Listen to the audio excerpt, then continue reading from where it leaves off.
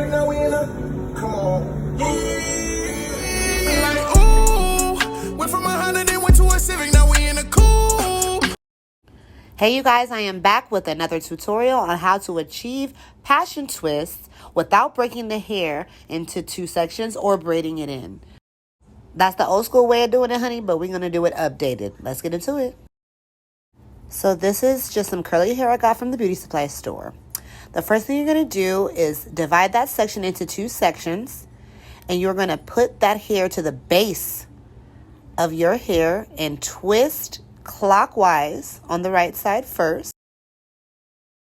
And once you feel like you've twisted it enough, you're going to take it and go over, and that piece at the bottom, you're going to twist it clockwise and continue twisting as you're twisting. That might sound weird, but you want to continue twisting the hair as you're twisting the hair so it doesn't look all bulky and fat, or even, well, it won't unravel, but it's just not going to look, it's not going to give what it's supposed to give. So basically, we're going to keep twisting as we're twisting. This is a little rough draft, just to show you. Make sure you always get the hairs out of your way. They're very annoying. Like, oh my gosh, like, why do you keep getting in the way?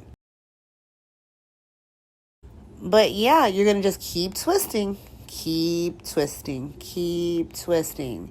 And do not lose that grip. And you're just going to keep twisting while you're twisting all the way down.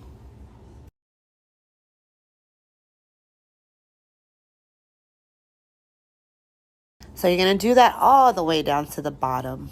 And once you get there, it should look something like this. And very nice and uniform. If you guys would like me to continue to make content for you like this on tutorials, just leave a comment in the comment section with a thumbs up, and I'll be back with more tutorials. Bye-bye.